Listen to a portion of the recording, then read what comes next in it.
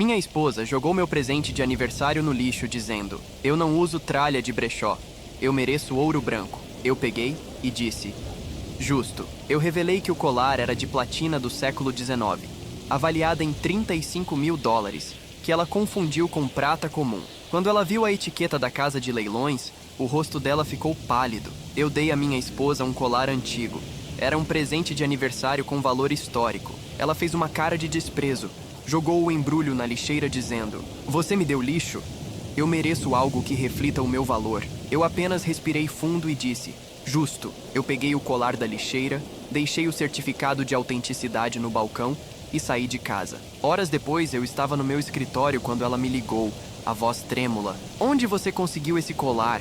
Ele vale uma fortuna." Eu sempre soube que a Emily ligava demais para a aparência, mas naquele dia, ela me mostrou um lado que eu nunca tinha visto. Era o aniversário dela, e eu passei semanas procurando algo que fosse especial. Não só caro, especial de verdade. Um colar antigo de platina, do século XIX, que encontrei em uma casa de leilões em Boston. A peça tinha uma história.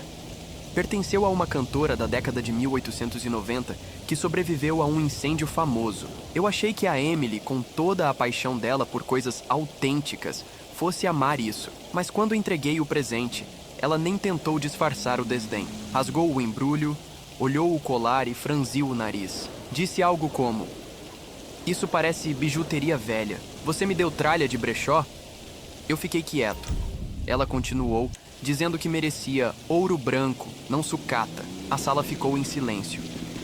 Eu só consegui dizer: "Justo." Peguei o colar de volta da lixeira, deixei o certificado de autenticidade em cima do balcão e saí. No carro, fiquei parado alguns minutos, sem conseguir dirigir. Eu não estava com raiva, só vazio. 3 anos de casamento, e ainda parecia que eu não conhecia a pessoa que dormia ao meu lado. Mais tarde, no escritório, o celular começou a vibrar. Era ela. Eu quase não atendi, mas algo me disse que devia. A voz dela tremia. "Onde você conseguiu esse colar?" "Ele vale uma fortuna." Dava para ouvir o barulho de notificações ao fundo. Provavelmente ela tinha pesquisado o nome da casa de leilões. Respondi apenas que o presente era para ela, mas que já não importava mais. Ela ficou em silêncio por alguns segundos e desligou sem dizer nada. No dia seguinte, quando voltei para casa, o clima estava estranho. A mesa estava posta, havia vinho aberto, velas acesas. Emily veio até mim, com um sorriso forçado, e tentou agir como se nada tivesse acontecido. Falou que tinha entendido mal, que o colar era lindo, que eu era um marido incrível. Mas o que me incomodou não foi o pedido de desculpas, foi o olhar. Era o mesmo olhar que ela usava quando tentava convencer clientes no trabalho, um olhar ensaiado. Fingi aceitar, sentei à mesa, comi em silêncio. Durante o jantar, percebi que ela usava o colar e que o brilho dela parecia maior do que o normal. Não o da joia, mas o dela, como se estivesse exibindo um troféu. Naquela noite, enquanto ela dormia, abri o notebook e comecei a pesquisar mais sobre o leilão. Descobri que o colar fazia parte de uma coleção de peças perdidas e que havia rumores de um comprador anônimo oferecendo 3 vezes o valor original para recuperar aquela joia em específico. Foi quando percebi que talvez o problema não fosse o desprezo da Emily. Talvez ela já soubesse o que aquele colar realmente valia e só estivesse testando até onde eu iria para recuperar o que ela queria. No dia seguinte, acordei antes dela. Emily ainda dormia, o colar no pescoço, a corrente de platina reluzindo sob a luz que entrava pela janela. Fiquei olhando por um tempo, tentando entender quando exatamente nosso relacionamento tinha virado uma troca de aparências e status. Peguei o celular e vi 3 mensagens dela da madrugada. Fotos do colar com legendas tipo: "Não dá pra acreditar que é tão raro" e "Você realmente sabe como surpreender." Tudo soava falso. Eu conhecia o tom que ela usava quando estava encantada. E aquele não era. Aquilo era alívio. No escritório, passei o dia distraído. Não consegui focar em nada. À tarde, recebi uma notificação no e-mail. Uma avaliação de joalheria marcada em meu nome para as 17 horas. Local: uma boutique no centro. Eu não tinha marcado nada.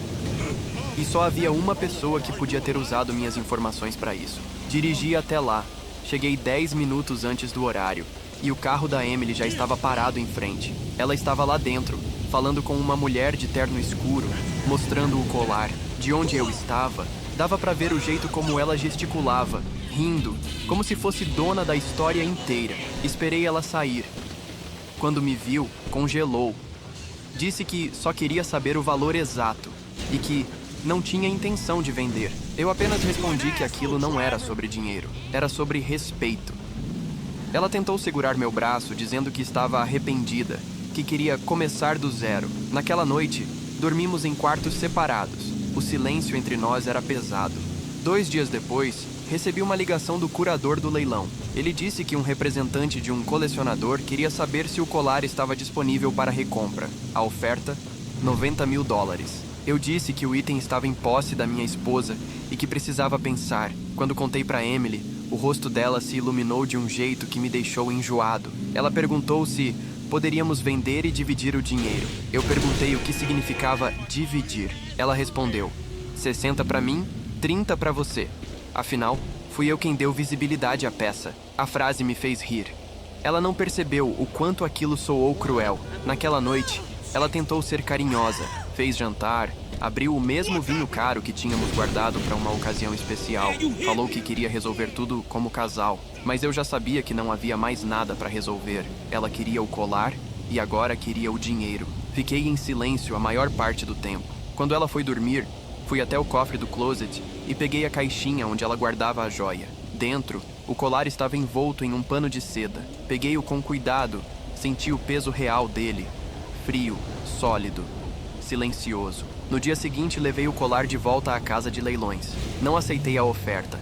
Pedi apenas para autenticarem novamente, dessa vez em meu nome. Enquanto preenchia os papéis, o avaliador comentou que muita gente tem tentado rastrear essa peça nos últimos meses. Saí de lá com um pressentimento estranho. Quando cheguei em casa, Emily estava na sala com os olhos vermelhos. O cofre aberto, a caixa vazia. Ela me olhou como se tivesse sido traída. Disse que eu não tinha direito de tocar nas coisas dela. Eu perguntei se ela realmente acreditava que o colar ainda era dela. Ela gritou que eu só queria humilhá-la. Eu respondi: não, eu só quero entender quem você é de verdade. Ela não respondeu. Apenas me olhou com uma expressão que eu nunca vou esquecer. Algo entre raiva e medo. Naquela noite, ela saiu de casa e não voltou. No dia seguinte, o silêncio da casa parecia outro tipo de som. Tudo estava no lugar, mas era como se a presença dela ainda estivesse ali, espalhada entre as coisas que deixou para trás. A escova de cabelo, o perfume aberto no banheiro, uma taça de vinho pela metade na mesa da sala. Eu não tentei ligar. Parte de mim queria acreditar que ela só precisava de tempo, mas outra parte sabia que aquilo já tinha passado de qualquer limite. No fim da tarde, recebi uma mensagem, número desconhecido. Ouvi dizer que você está com o colar, só isso. Sem nome, sem explicação. Respondi perguntando quem era, e a pessoa só disse: alguém que entende o verdadeiro valor daquilo. Mostrei a mensagem para o curador do leilão, que me ligou imediatamente. Disse que aquela peça não era apenas rara, mas que havia uma disputa silenciosa entre colecionadores por causa da origem dela. A cantora que a usou, aparentemente, fazia parte de uma antiga sociedade beneficente e cada joia tinha um número de registro. A maioria desapareceu depois de um escândalo financeiro na virada do século. Perguntei se havia risco em mantê-la comigo. Ele hesitou e respondeu: se alguém já sabe que você tem, é melhor guardá-la em um cofre de segurança. Há gente disposta a pagar ou roubar por menos que isso. Desliguei com um peso no estômago. Naquela noite, Emily voltou. Eram quase 11 da noite. O som da porta abrindo me fez gelar. Ela entrou como se nada tivesse acontecido, usando um casaco caro que eu nunca tinha visto antes. Disse que tinha ficado na casa de uma amiga e que precisava conversar. Ela parecia cansada, mas estranhamente calma. Disse que agiu por impulso, que nunca quis me magoar. E então falou que queria o colar de volta. Não para vender, segundo ela, mas para guardar como lembrança do que aconteceu entre nós. Eu perguntei se ela achava que aquele objeto podia consertar algo. Ela respondeu que algumas coisas valem mais quando são perdidas. Foi uma das frases mais sinceras que já ouvi dela. E mesmo assim, não acreditei. Fingi aceitar. Disse que iria buscá-lo no banco pela manhã. Ela assentiu e foi tomar banho. Enquanto a água do chuveiro corria, vi o celular dela vibrar no sofá. Era o mesmo número desconhecido que tinha me mandado mensagem antes. A última mensagem dizia: ele vai levar amanhã. Prepare-se. O coração disparou. Eu tirei uma foto da tela e mandei para mim mesmo, sem pensar. Depois deixei o celular exatamente onde estava. Quando ela saiu do banheiro, agiu como se nada tivesse acontecido. Sentou ao meu lado, encostou a cabeça no meu ombro e disse que queria recomeçar. Eu apenas balancei a cabeça, fingindo concordar, enquanto o estômago parecia apertar a cada segundo. Na manhã seguinte, saí de casa com o colar na mochila. Disse que ia direto ao banco. Em vez disso, fui até o escritório do curador. Pedi para ele guardar o colar por tempo indeterminado, sob contrato e seguro máximo. Ele estranhou, mas aceitou. Horas depois, recebi uma ligação da Emily. A voz dela estava nervosa, quase desesperada. Perguntou onde eu estava, e quando disse que ainda não tinha voltado, ela gritou algo como: "Você não entende o que fez!" e desligou. Naquele momento, percebi que o problema nunca foi o valor do colar, era o que ele representava, e quem estava realmente por trás dele. Naquela noite não consegui dormir. Fiquei deitado, olhando para o teto com o celular na mão. A última frase da Emily, "Você não entende o que fez", ecoava sem parar.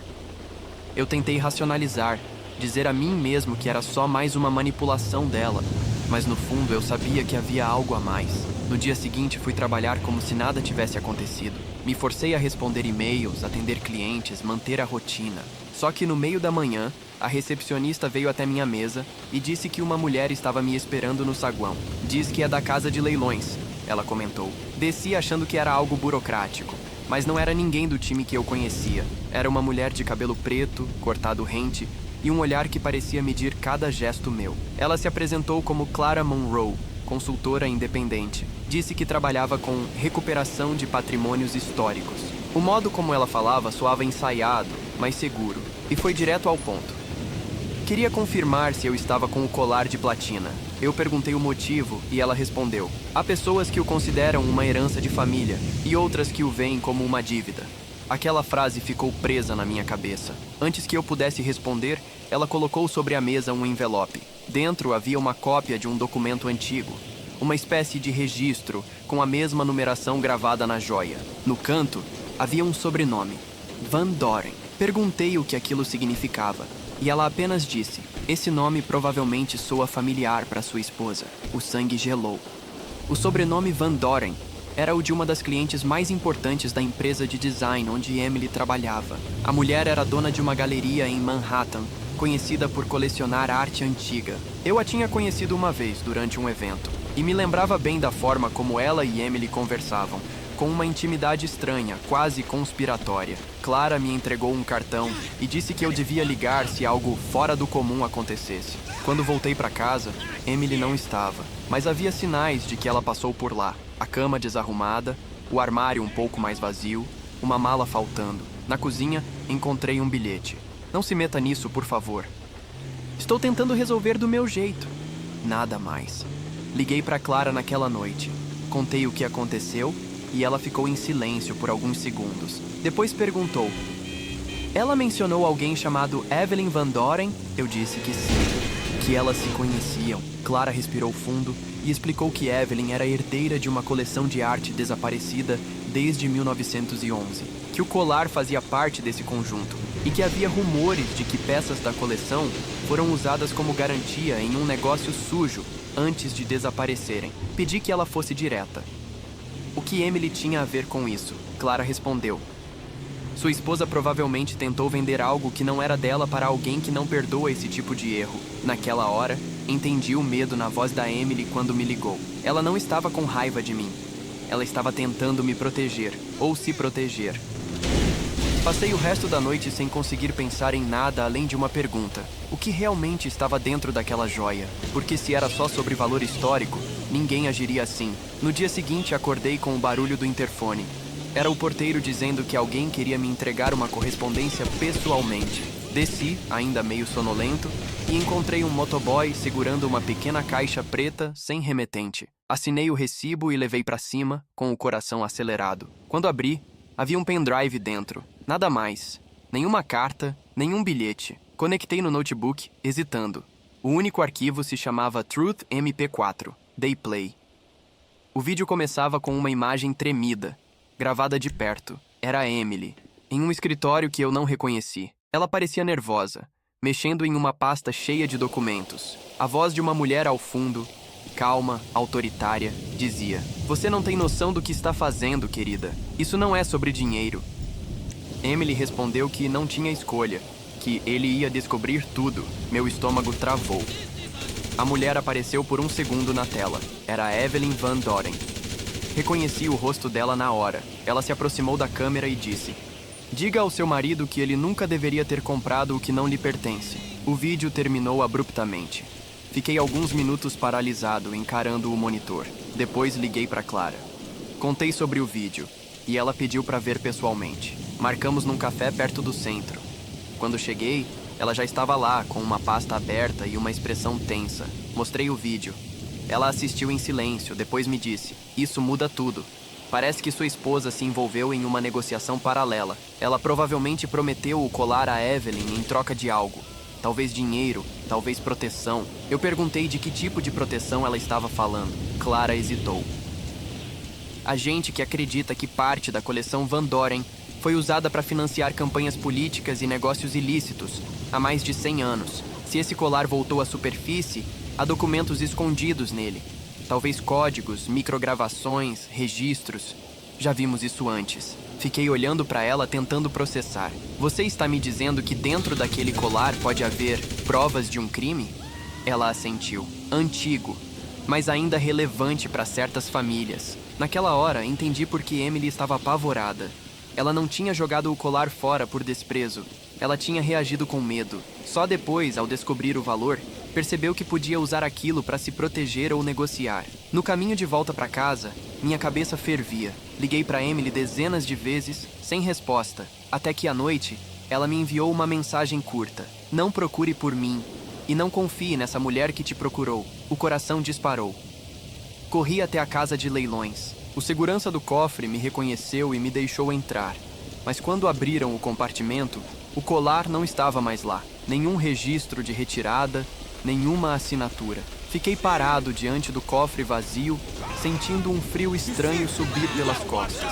Clara tinha me avisado para guardar bem, e agora ela sabia exatamente onde ele estava. Voltei para o carro e fiquei ali, imóvel, encarando o nada. O telefone tocou. Era um número desconhecido. Atendi. Uma voz masculina, firme, disse: "Você ainda tem o certificado de autenticidade, certo?" Respondi que sim. A voz continuou: "Guarde isso. É a única coisa que te mantém vivo agora." E desligou. Fiquei com o telefone ainda na mão por vários minutos, ouvindo o silêncio do carro. Não sei explicar, mas senti que algo dentro de mim se partiu ali. Aquela frase: "É a única coisa que te mantém vivo agora." Parecia mais uma sentença do que um aviso. Fui direto para casa, trancando todas as portas.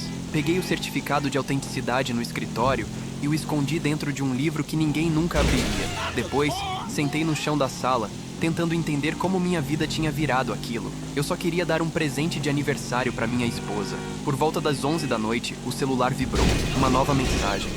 Era um vídeo curto, gravado em algum estacionamento. Mostrava Emily dentro de um carro chorando. Ela dizia: "Eles querem o colar, mas não é pelo valor. Há algo dentro dele?" Eu tentei explicar, mas ninguém acredita. "Por favor, não entregue o certificado." O vídeo cortou de repente, como se tivesse sido interrompido à força. Eu tentei rastrear o número, mas dava como indisponível. Mandei o vídeo para Clara sem saber mais em quem confiar. Ela me respondeu em segundos, pedindo para me encontrar em um lugar seguro. Perguntei onde e ela mandou um endereço. Um galpão antigo nos arredores da cidade. Meu corpo inteiro ficou tenso. Galpão.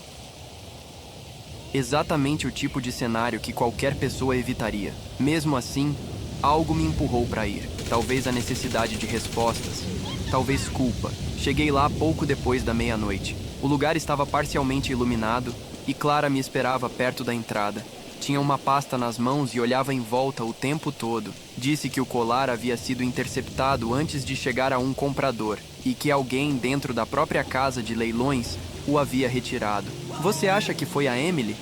Perguntei. Clara respondeu sem hesitar: "Não, ela tentou impedir.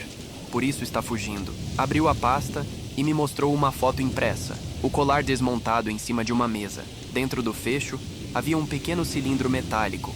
algo como um compartimento secreto. Aqui dentro, ela disse, estão documentos que desapareceram há mais de 100 anos. Contas bancárias, nomes de políticos, transferências de propriedades, coisas que algumas famílias ainda tentam esconder. Senti um arrepio. E o que eles querem de mim? Ela me olhou sério. Você é o único com prova de autenticidade. Sem o certificado, ninguém consegue vender nem provar que a peça é real. Você é o obstáculo. Antes que eu pudesse reagir, ouvimos um barulho de motor do lado de fora. Clara apagou as luzes e me puxou para trás de uma pilha de caixas. 2 carros pararam em frente ao galpão. Homens desceram. 3, talvez 4. Um deles carregava uma pasta semelhante à dela. Eles me seguiram. Sussurrou Clara. A tensão era absurda. Eu podia ouvir o som dos passos ecoando no piso. Um deles chamou o nome dela em tom de ameaça. Disse que o marido já sabia demais. Clara me empurrou uma chave. Tem uma saída nos fundos. Corre e não olha para trás. Eu hesitei. E você? Eu resolvo aqui. Corri. Atravessei o galpão por um corredor estreito até alcançar uma porta de metal. Do lado de fora, o ar frio da madrugada me acertou com força. Corri até o carro e dirigi sem direção, sem saber para onde ir. Quando finalmente parei, já estava a quilômetros dali, num posto de gasolina deserto. Fiquei parado, respirando rápido, tentando assimilar. Peguei o celular para ligar para a polícia, mas antes que pudesse discar, chegou uma nova mensagem. Era uma foto, Clara caída no chão, o rosto coberto de sangue, e um texto abaixo: agora só falta você. Fiquei olhando para a foto por longos segundos, sem piscar. O celular escorregou da minha mão. Era como se o tempo tivesse parado, e ao mesmo tempo, tudo dentro de mim gritava para sair dali. Peguei as chaves, entrei no carro e dirigi sem pensar. A estrada estava deserta. A cada quilômetro eu olhava pelo retrovisor, esperando ver faróis me seguindo. Nada.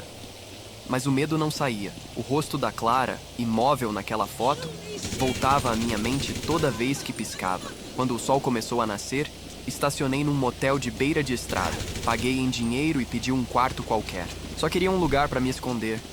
Tranquei a porta, fechei as cortinas e sentei no chão, com o certificado ainda escondido dentro da mochila. Peguei o celular. Sem sinal. Tentei ligar para a polícia, mas algo dentro de mim hesitou. Como eu explicaria aquilo? Um colar do século XIX, documentos secretos, uma mulher assassinada, uma esposa desaparecida. Parecia delírio. Decidi tentar outro caminho. Liguei para um contato antigo, um amigo que trabalhava com perícia digital. Pedi para ele verificar a origem do vídeo que recebi da Emily. Ele me prometeu retorno em algumas horas. Enquanto esperava, tentei dormir, mas um som vindo da janela me fez levantar. Olhei rápido. Ninguém. Mas havia algo preso entre a moldura e o vidro, um papel dobrado. Puxei com cuidado. Era uma folha arrancada de um caderno, escrito à mão em letras apressadas. Pare de fugir. Vá até a cabana do lago. Leve o certificado. Confie em mim. E... a letra era da Emily. Eu reconheceria mesmo no escuro. A cabana do lago só podia ser uma, a da família dela, em Vermont, onde passamos o primeiro verão depois do casamento. Um lugar isolado, sem sinal de celular, cercado por pinheiros e lembranças boas que agora pareciam pertencer a outra vida. O medo se misturou com algo que eu não sabia nomear. Parte de mim ainda queria acreditar que ela estava tentando me proteger, que havia uma explicação para tudo isso. Peguei a estrada de novo. O GPS indicava quase 5 horas de viagem. Durante o caminho, recebi a ligação do meu amigo perito. A voz dele soava tensa. O vídeo da Emily não foi enviado de um celular. Foi transferido de um servidor seguro, o tipo que empresas de inteligência usam, e foi postado de um IP ligado a uma galeria de arte em Manhattan. Meu sangue gelou. Evelyn Van Doren. Perguntei se ele podia rastrear mais, mas ele disse que alguém já havia tentado apagar os registros e que provavelmente eu também estava sendo monitorado. Desliguei, tentando não perder o controle. Quando cheguei perto do lago, o sol já estava se pondo. O lugar parecia o mesmo de sempre, quieto, esquecido. A cabana estava trancada por fora, mas a janela dos fundos estava quebrada. Entrei. Tudo estava coberto por poeira, exceto a mesa da sala. Nela havia uma garrafa d'água, 2 xícaras limpas e um envelope com meu nome. Abri. Dentro, um bilhete. Eles vão atrás de você esta noite. Mas há algo que ainda não sabem. O certificado não prova apenas a autenticidade da joia. Ele é a chave. Antes que eu pudesse entender o que aquilo queria dizer, ouvi o som de um carro se aproximando lá fora. Pela janela, vi 2 faróis parando na entrada da trilha. As portas se abriram, e uma das vozes que ecoaram no escuro era familiar. Michael, sai daí! Não quero te machucar. Era a Emily. Por um momento, achei que estava alucinando. A voz dela soava calma, mas havia algo estranho na forma como pronunciou meu nome, como se fosse uma ordem, não um pedido. Fiquei imóvel perto da janela, tentando entender quantas pessoas estavam lá fora. Contei 3 silhuetas. Uma delas era definitivamente a da Emily, parada perto do carro. As outras 2, um pouco mais afastadas, pareciam homens, provavelmente armados. Meu coração batia tão forte que parecia ecoar dentro da cabana. Peguei o certificado da mochila e o enfiei dentro do forro da jaqueta. Emily chamou de novo. Michael, eu só quero conversar. Não precisamos fazer isso assim. O som da voz dela me atravessou.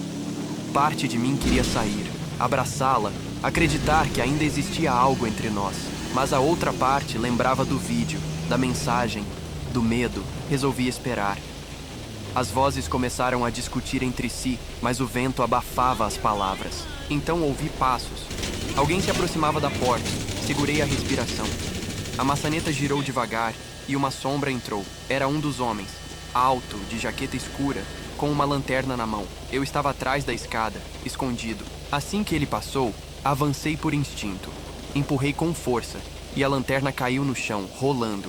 Ele caiu sobre a mesa e o barulho ecoou pela cabana. Do lado de fora, ouvi a voz da Emily gritar: "Não atirem!"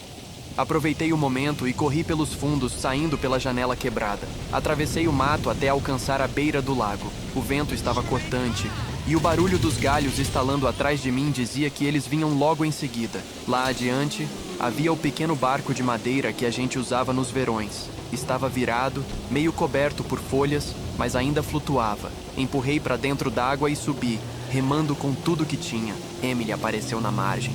Estava sozinha agora. Gritou meu nome outra vez, mais alto. Michael, por favor, eu só quero explicar. O barulho da água me impedia de responder. Mas mesmo que pudesse, eu não sabia o que dizer. Quando alcancei o outro lado do lago, pulei do barco e me escondi entre as árvores. Observei a distância.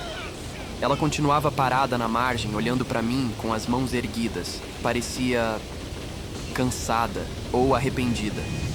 Esperei alguns minutos. Depois voltei devagar, contornando o bosque até chegar atrás da cabana. O carro ainda estava lá, mas os outros 2 homens haviam sumido. Entrei novamente, pronto para qualquer coisa. Emily estava sentada no chão, sozinha, com o colar nas mãos. Ele estava inteiro e brilhava sob a luz da lanterna caída. Quando me viu, ela começou a chorar. Eu tentei te avisar, disse com a voz rouca. Eles querem o que está dentro disso. Mas não é ouro, não é dinheiro. É informação. O certificado, ele é o código que abre o compartimento. Eu nunca soube o que havia lá até descobrir que você tinha o documento original. Fiquei paralisado. Você está dizendo que eu tenho a chave para abrir isso? Ela assentiu. E agora, se eles te pegarem, não vão só levar o colar, vão te fazer abrir. Olhei para ela, sem saber se acreditava. Por que você voltou então? Porque eles prometeram te deixar em paz se eu entregasse o código. Mas quando percebi o que estavam planejando, eu não consegui. O choro dela era sincero. Pela primeira vez em muito tempo, parecia real. Mas antes que eu pudesse dizer qualquer coisa, um tiro ecoou do lado de fora. O som cortou o ar e o vidro da janela explodiu. Emily gritou, se jogando no chão. Eu corri até ela, puxando para trás da mesa. Outro disparo. O colar caiu, rolando até parar perto da porta. A única coisa que consegui pensar foi: eles já estão aqui. O som do segundo tiro ainda ecoava quando tudo ficou em silêncio de novo. O tipo de silêncio que antecede algo pior. Emily tremia ao meu lado, e eu podia ouvir a respiração dela descompassada. A janela estava estilhaçada, a cortina balançando com o vento. Lá fora, passos. Vários. Sussurrei que ela ficasse abaixada. Peguei o colar do chão e o enfiei no bolso, sentindo o metal gelado que parecia pulsar. Ela me segurou pelo braço e disse baixo: se eles entrarem, não deixa eles pegarem isso. Promete. Antes que eu pudesse responder, a porta foi arrombada. 2 homens entraram gritando. lanternas e armas em punho. O feixe de luz me cegou por um segundo. Um deles ordenou que a gente ficasse parado. Emily levantou as mãos.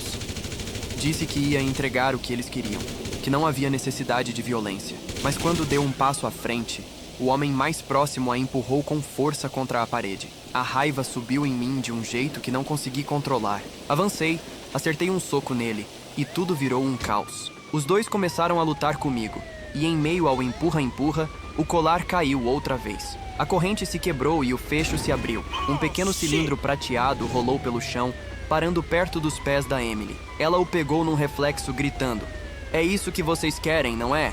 Então me deixem em paz." Um dos homens gritou para ela soltar. O outro me segurava pelo pescoço, pressionando com o antebraço. Eu só conseguia ver o rosto dela, pálido, determinado, enquanto segurava aquele pequeno tubo entre os dedos. Então, sem pensar, ela o jogou na lareira acesa. O metal bateu nas brasas e começou a chiar. Os homens reagiram na hora, tentando alcançar, mas o fogo engoliu o cilindro num estalo seco. Um deles xingou alto e apontou a arma. Antes que pudesse atirar, um clarão forte surgiu do lado de fora. Faróis, uma viatura, sirene. Os homens correram. Um pulou pela janela quebrada, o outro pela porta dos fundos. Fiquei ajoelhado, tossindo, com o som das sirenes se aproximando. Emily ainda estava parada, olhando para o fogo, o rosto iluminado pelo brilho das chamas. Minutos depois, 2 policiais invadiram a cabana. Tudo virou confusão. Perguntas, gritos, ordens. Eu mal conseguia responder. Disse apenas que havia uma tentativa de invasão, que os agressores fugiram. Quando olhei para a lareira, o cilindro não estava mais lá, apenas cinzas e um leve reflexo metálico entre os carvões. Na delegacia, passamos a madrugada prestando depoimento. Emily manteve a calma, dizendo que era um assalto comum, mas um dos investigadores mencionou que o sistema de câmeras da região captou 2 veículos diferentes circulando pela estrada antes do ataque, e um deles pertencia à Galeria Van Doren. Fiquei em silêncio. Não adiantava tentar explicar. Tudo soaria absurdo demais. No fim da manhã, o detetive nos liberou, mas avisou que voltaria a chamar-nos. Saímos da delegacia exaustos. Emily parecia distante, olhando fixamente para a rua, como se já estivesse em outro lugar. No carro, ela falou sem me encarar. O que estava dentro daquele cilindro não queimou. Eu vi. Olhei para ela, confuso. Como assim? Era só a camada externa. O verdadeiro compartimento estava dentro do próprio colar. Você ainda tem o certificado, certo? Assenti, sentindo o peso daquilo. Ela respirou fundo. Então ainda não acabou. Ficamos em silêncio o resto do caminho. Quando chegamos em casa, percebi que havia algo diferente no olhar dela. Não era mais medo. Era decisão. Naquela noite, Emily me chamou até o escritório. Colocou o colar sobre a mesa e disse: "Amanhã, a gente vai descobrir o que realmente tem aqui dentro. Mas depois disso, não sei o que vai sobrar da nossa vida." E eu sabia que ela estava certa. Aquela noite foi a mais longa da minha vida. Emily ficou acordada no escritório, olhando para o colar como se ele fosse uma bomba prestes a explodir. Eu tentei dormir, mas cada barulho da casa me fazia abrir os olhos. O relógio marcava 3h27 quando finalmente decidi levantar. Fui até ela. O rosto dela estava cansado, os olhos vermelhos. O colar sobre a mesa refletia a luz fraca do abajur. O fecho, parcialmente queimado, deixava à mostra um espaço minúsculo dentro do pingente, quase imperceptível. "Tem alguma coisa aqui", ela murmurou. Trouxe uma pequena ferramenta do kit de joias que ela usava e começou a mexer com cuidado. Depois de alguns minutos, o pingente se abriu. De dentro, ela tirou algo que parecia um fragmento de papel dobrado e selado entre camadas de metal. Um microfilme. Eu e ela nos entreolhamos. Eu senti um frio percorrer o corpo. Aquele pedacinho de filme, preto e translúcido, era a razão de tudo. O colar, a perseguição, a morte da Clara. "Temos que ver o que tem aqui", eu disse. Emily balançou a cabeça. "Se fizermos isso, não tem mais volta." Mesmo assim, ela colocou o microfilme sobre a mesa e pegou o celular. Usou a lanterna como foco e o aplicativo de scanner. A imagem apareceu lentamente na tela. Linhas, números, símbolos. E no meio deles, uma lista de nomes. Políticos, empresários, famílias antigas dos Estados Unidos. E entre eles, um sobrenome que me fez gelar: Van Doren. Emily cobriu a boca, chocada. Eles usaram essas joias para esconder registros de transferências ilegais, Fortunas, imóveis, doações falsas, isso atravessou gerações. Antes que conseguíssemos entender o resto, o celular dela vibrou, número desconhecido. A tela piscava uma notificação de videochamada. Ela hesitou, depois atendeu. O rosto de Evelyn Van Doren surgiu, elegante e frio, mesmo através da imagem pixelada. Vejo o que descobriram, ela disse. Deixe-me simplificar. Devolvam o microfilme e ninguém mais se machuca. Emily respondeu com firmeza. Você matou a Clara. Evelyn apenas sorriu. Clara era uma ferramenta, assim como vocês. Mas a diferença é que eu não desperdiço ferramentas úteis. Tragam o material para mim e posso garantir que isso termina sem tragédias. Desligou. O silêncio que veio depois foi sufocante. Eu e Emily nos encaramos por longos segundos. E finalmente ela disse, se a gente entregar, ela vai apagar qualquer rastro. E se não entregar, eles vão atrás de nós. Fiquei quieto. Tinha razão. Era um beco sem saída. Mas algo me ocorreu. O certificado. O código impresso nele. Aquele número de registro. Peguei o documento e olhei de novo. Pequenos traços. Letras quase invisíveis. Comecei a escanear com o mesmo aplicativo. E então percebi. Era uma sequência criptografada, idêntica à do microfilme. O certificado é uma chave de autenticação. Eu disse. Se a gente combinar os dois, pode acessar o banco de dados original. A prova completa. Emily arregalou os olhos. Isso pode destruir ela. Todas essas famílias. Foi a primeira vez que vi esperança no olhar dela. E também medo. Planejamos tudo em minutos. Copiaríamos o conteúdo e enviaríamos de forma anônima para a imprensa para não sermos rastreados. Mas quando começamos a transferir os arquivos, o sistema travou. A tela piscou e uma mensagem surgiu. Acesso interceptado. Localização rastreada. Olhei para Emily. Ela empalideceu. O som de pneus cantando lá fora preencheu o silêncio. Faróis atravessaram as janelas. Ela sussurrou. Eles chegaram. Corri até o cofre e peguei o microfilme e o certificado. Emily me empurrou em direção à porta dos fundos. Vai! Eu distraio eles! Nem pensar! Gritei. Mas já era tarde. Ela correu para a sala enquanto eu fugia pelos fundos. O som da porta da frente sendo arrombada ecoou logo em seguida. A última coisa que ouvi antes de entrar no carro foi o grito dela. E então, tiros.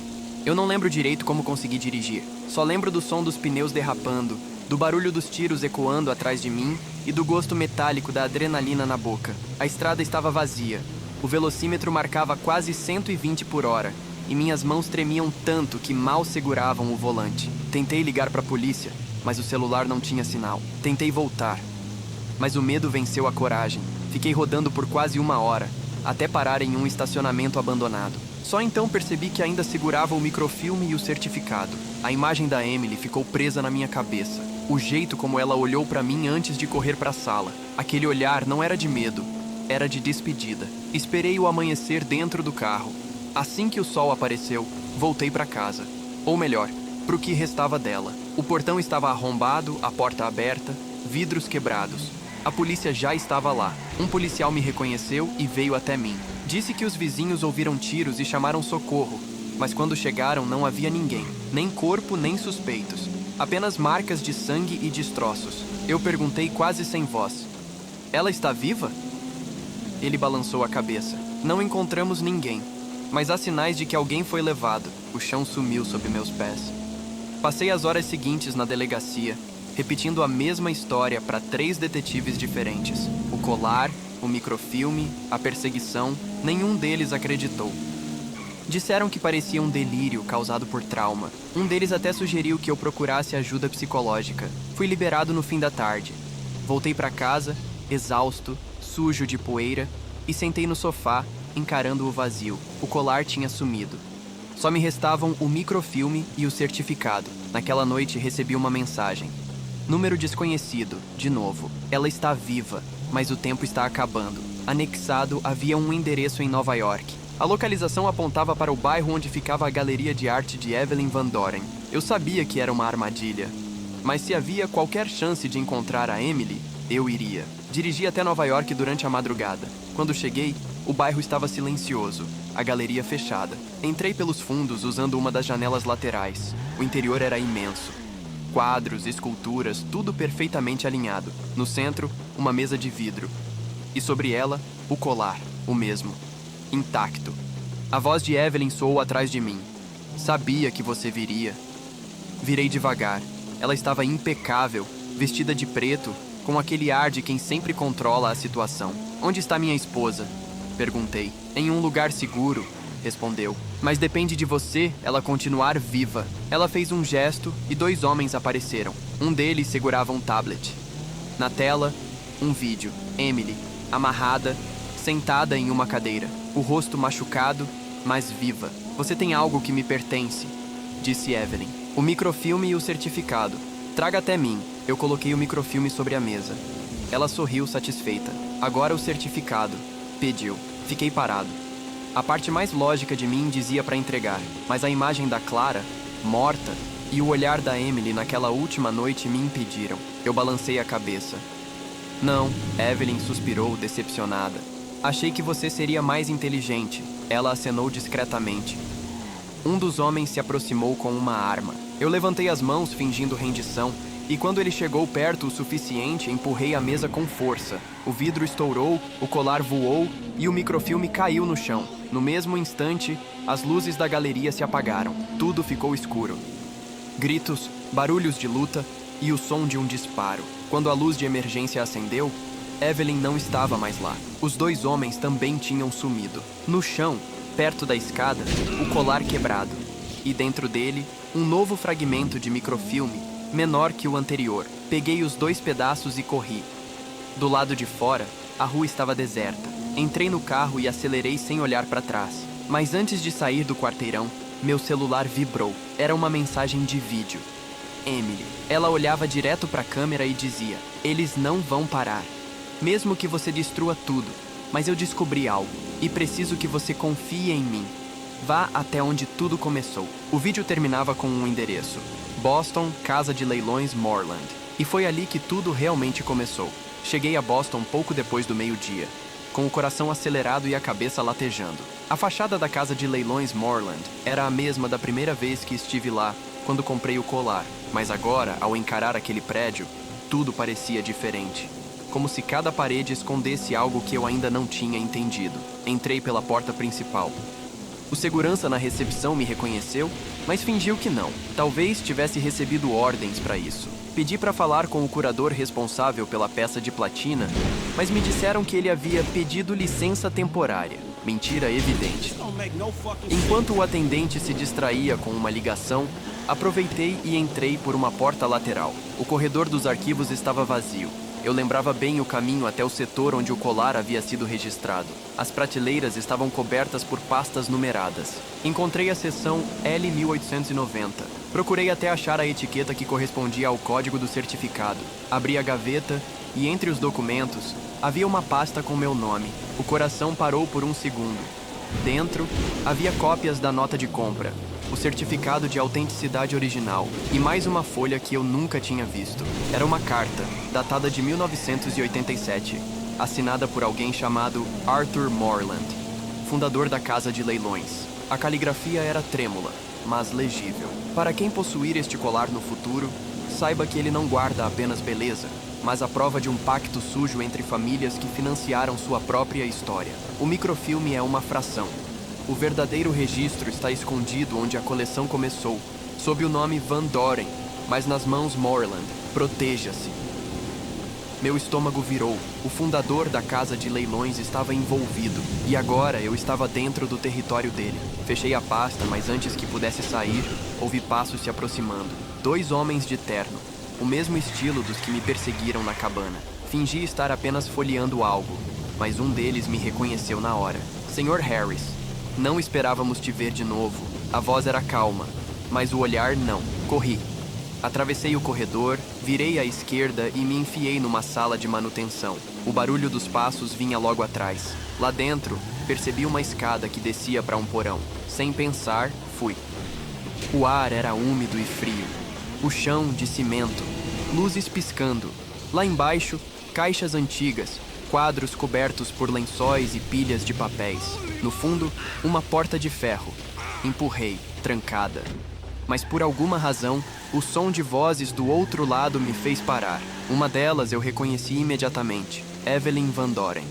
A outra era a da Emily.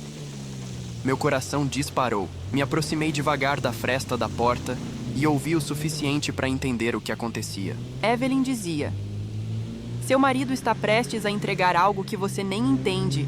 O que ele carrega destrói mais do que apenas famílias. Destrói o sistema que sustenta todas elas. Emily respondeu com raiva. Então era isso desde o início? Me usar para recuperar a sua herança podre? Evelyn riu. Você se vendeu muito antes disso, querida. Eu só comprei o que já estava à venda. A raiva subiu de um jeito que eu não contive. Empurrei a porta com força. O barulho ecoou como um tiro. As duas se viraram. Emily estava amarrada a uma cadeira e Evelyn segurava uma arma. Michael, ela disse com aquele mesmo tom frio. Vejo que trouxe o resto. Solta ela, respondi. Evelyn deu um passo à frente. Você não entende. Esses arquivos são a espinha dorsal da elite deste país. Milhares de nomes, contas, transferências, manipulações de mercado. Se isso vier à tona, ninguém fica de pé. Nem eu, nem eles, nem vocês. Olhei para Emily. Ela balançou a cabeça discretamente, como se dissesse para eu não ceder. Então tirei o certificado do bolso. Evelyn deu um meio sorriso, confiante, achando que eu ia entregar. Mas em vez disso, tirei o isqueiro do curador, o mesmo que usei para acender o fogo na cabana, e o acendi. Você não entende o que está prestes a destruir, gritou ela. Entendo sim, respondi. Estou acabando com tudo que começou com vocês. Antes que ela reagisse, toquei o fogo no canto do documento. As chamas subiram rápido e em segundos o papel virou cinza. Evelyn gritou, correu em minha direção, mas a porta atrás dela se abriu. Policiais entraram armados. Vozes, luzes, confusão. Quando tudo acabou, Evelyn foi algemada, gritando que eles nunca deixariam aquilo morrer. Emily chorava, ainda amarrada, mas viva. Do lado de fora, o detetive que me atendeu dias antes me puxou de canto. Disse que receberam um pacote anônimo contendo todos os arquivos do microfilme, decodificados e enviados por um IP desconhecido, provavelmente o de Clara, antes de morrer. Vocês acabaram com uma rede que operava há mais de um século, ele disse. Mas o preço foi alto. Olhei para Emily. Ela parecia distante, como se ainda estivesse tentando entender o que restava de tudo. Voltamos para casa em silêncio. No caminho, ela segurou minha mão com força. Acabou? Perguntei. Ela demorou para responder. Para eles, talvez. Para nós, não sei. Na manhã seguinte, deixamos Boston. O sol nascia quando passamos pela fronteira do estado. No banco de trás, dentro de uma caixa, estava o colar. Agora sem segredo, sem brilho, só metal frio. Quando o joguei no rio, senti o peso sair das minhas mãos. Mas enquanto a corrente levava o colar, o celular vibrou. Uma nova mensagem. Sem número, sem remetente. Apenas uma frase. Vocês acham que queimaram tudo, mas há mais uma joia. Por um instante achei que era algum tipo de engano, mas quando li aquela mensagem pela segunda vez, o corpo inteiro ficou gelado. Há mais uma joia. Eu encarei a tela incapaz de responder. Emily, ao meu lado, percebeu que algo estava errado. Pegou o celular das minhas mãos e leu. Ela não disse nada. Só ficou ali, respirando fundo, o olhar perdido na estrada à frente. Eles ainda têm outra peça. Ela murmurou. Fiquei em silêncio. Tudo dentro de mim gritava para fingir que aquela mensagem nunca tinha chegado, que estava acabado, mas a verdade é que não dava para fingir. O passado deles e o nosso ainda não tinha sido enterrado. Paramos em um posto no interior de Connecticut. Eu fui até o banheiro, lavei o rosto e quando voltei, Emily estava sentada no capô do carro, olhando para o horizonte. Ela parecia diferente, exausta, mas firme. Sabe o que me disseram quando comecei a trabalhar para a galeria? Ela perguntou sem me encarar. Que algumas peças nunca devem ser encontradas, porque quem as encontra desaparece junto. Sentei ao lado dela. Você acha que essa outra joia existe mesmo? Acho que tudo isso foi planejado para nos levar até aqui. E agora eles querem que a gente vá atrás do resto. O vento soprava forte. Ficamos ali por alguns minutos, em silêncio. Então, Emily abriu a bolsa e tirou um pedaço de metal que eu nunca tinha visto. Parecia parte do fecho antigo do colar, mais menor e com uma gravação minúscula. Encontrei isso no bolso do casaco que usei na noite da invasão. Ela disse. Não sei o que significa, mas tem um símbolo. Olha. Aproximei o olhar. Era uma pequena letra gravada. M e ao lado, um número. 2. Joia número 2. Pensei em voz alta. Na mesma hora, ela abriu o celular e começou a pesquisar. Descobriu que a coleção original de Evelyn Van Doren, a que se perdeu em 1911, tinha 6 peças. Apenas uma, o colar, havia sido oficialmente recuperada. As outras 5 desapareceram durante um incêndio no museu que guardava o acervo. Mas havia um detalhe estranho. Nas anotações do registro histórico, uma delas estava marcada com a letra M, igual àquela gravada no metal. Nome da peça: Medallion of Morland. Então a família dela e a dos leiloeiros estavam ligadas desde o começo. Eu disse. Emily assentiu, tensa. E agora alguém quer que a gente encontre essa peça. Talvez o mesmo grupo. Talvez outro. O problema é que quem mandou a mensagem sabe que a gente ainda está vivo. Pensei em Clara, em Evelyn, no sangue derramado, nas ameaças. Por mais que eu quisesse fugir, alguma parte de mim sabia que isso não ia desaparecer sozinho. Dirigimos por horas, sem destino, tentando entender o próximo passo. Quando a noite caiu, paramos num motel pequeno, perto de uma cidade costeira chamada Mystic. Emily tomou um banho demorado.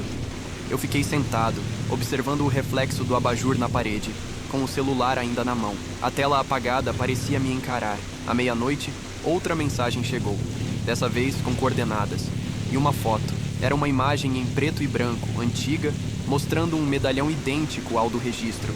E atrás dele, uma inscrição em mármore, The Founders Rest. Pesquisei o nome. Era um cemitério histórico em Salem, Massachusetts. Emily saiu do banheiro e me viu parado, com o celular na mão. Deixa eu adivinhar, disse ela. Salem. Assenti. Ela respirou fundo. Claro que seria lá. É sempre lá que os fantasmas terminam. Pela primeira vez desde o começo de tudo, percebi algo no tom dela. Não medo, mas resignação. Como se soubesse que aquela viagem ia ser a última. Pegamos a estrada antes do amanhecer. E enquanto o sol nascia sobre a névoa da costa, eu tive uma sensação incômoda, de que alguém já sabia que estávamos vindo. Chegamos a Salem pouco depois das 7 da manhã. A neblina era tão densa que mal dava para ver as placas. O cemitério The Founders Rest ficava afastado, no alto de uma colina cercada por árvores retorcidas. A entrada era simples. Um portão de ferro antigo com o nome gasto pelo tempo. Emily estava calada o caminho todo. Quando estacionei o carro, ela olhou para mim e disse apenas: "Se encontrarmos essa peça, a gente queima." Sem pensar 2 vezes, concordei. Eu não queria tesouros nem respostas. Só queria sair vivo dali. Entramos no cemitério. O ar tinha cheiro de chuva e terra úmida. Caminhamos entre as lápides até encontrar a inscrição da foto. Um bloco de mármore com o mesmo símbolo gravado, M2. Estava parcialmente coberto por musgo, mas ainda legível. Emily ajoelhou, limpando com as mãos. É aqui. Por um instante hesitamos. Tudo em mim dizia para voltar para o carro, mas ela já estava puxando uma pequena pá da mochila. Cavou por alguns minutos em silêncio, até que o som do metal batendo em algo ecoou fraco. Ajoelhei ao lado dela e ajudamos a remover a terra. Havia uma caixa de ferro pequena, selada com um cadeado antigo. A ferrugem fazia parecer impossível abrir. Emily a levantou com cuidado. É mais leve do que eu imaginei. Antes que pudéssemos tentar abrir, ouvimos o estalo seco de um galho. Depois outro. Vozes.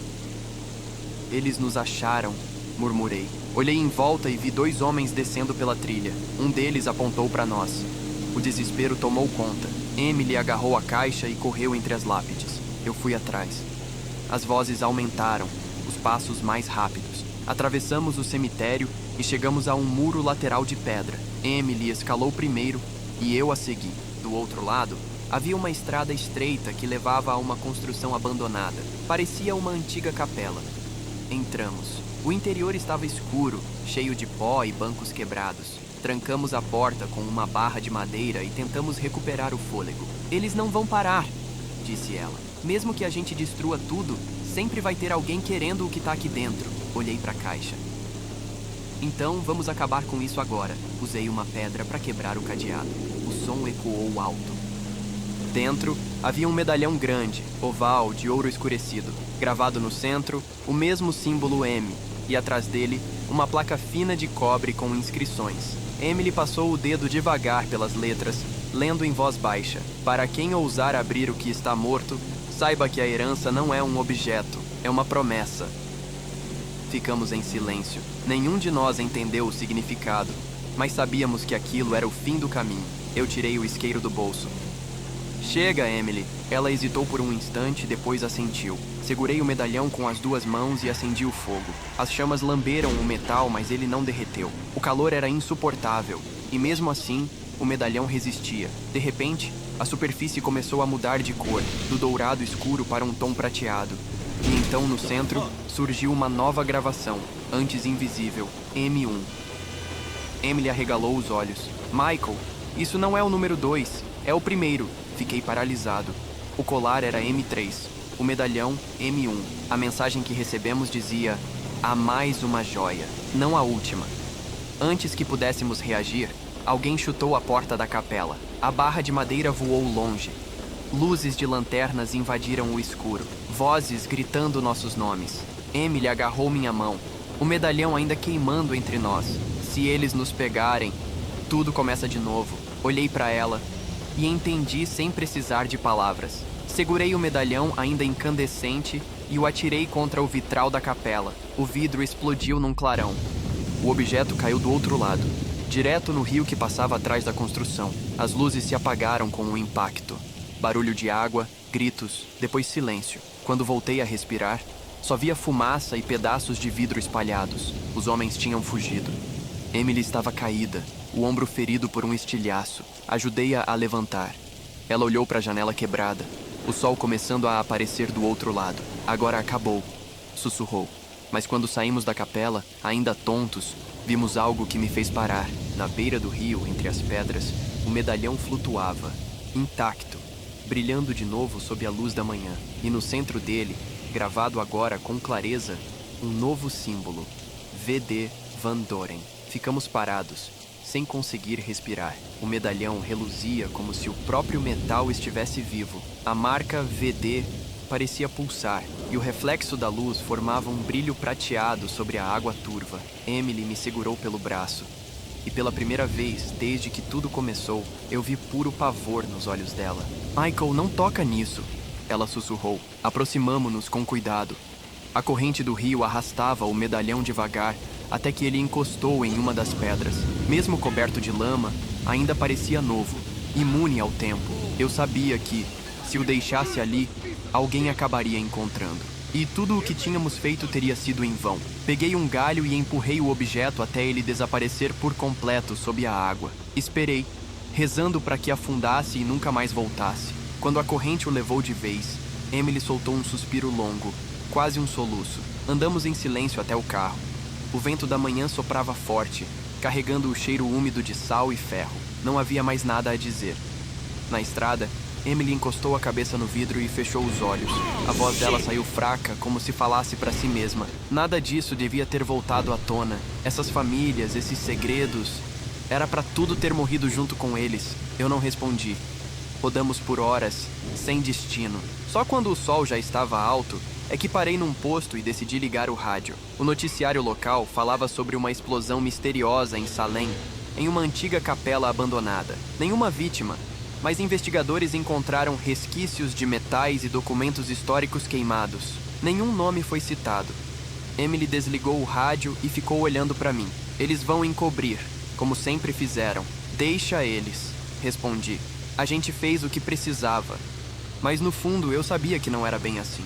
Nos dias seguintes, tentamos reconstruir alguma rotina. Voltamos para Boston, vendemos a casa e nos mudamos para uma cidade menor, onde ninguém nos conhecia. Emily trocou o sobrenome. Começou a dar aulas de história da arte numa escola comunitária. Eu reabri meu escritório tentando fingir normalidade. Mas o silêncio entre nós nunca foi o mesmo. Havia uma sombra permanente. A sensação de que aquilo não tinha terminado de verdade. Um mês depois, recebi um envelope sem remetente. Dentro, apenas uma fotografia antiga, em preto e branco. Mostrava 6 peças de joalheria sobre uma mesa. Entre elas, o colar e o medalhão. No canto inferior, um número manuscrito. 3x6 recuperadas. Nenhum texto, nenhuma explicação. Mostrei para Emily. Ela olhou por um tempo e disse com a voz calma, quase resignada: a gente só apagou uma parte. O resto ainda tá por aí. Guardei a foto em uma gaveta e tentei esquecer. Mas naquela noite não consegui dormir. Fui até o escritório, peguei o envelope e examinei de novo. Foi então que percebi o detalhe que antes tinha passado despercebido. Na borda da foto, bem ao fundo, uma sombra de mulher refletida num espelho, alta, de cabelos presos, usando um colar idêntico ao que jogamos no rio. No verso da foto, escrito em tinta desbotada, havia apenas uma frase: "A herança nunca morre". Fechei o envelope, escondi no fundo da gaveta e nunca mais falei sobre aquilo com ninguém. Mas às vezes, à noite, quando o vento passa pelas janelas da nova casa, eu ainda juro ouvir o som metálico de uma corrente batendo em pedra, como se o colar tivesse voltado à superfície, esperando para ser encontrado de novo.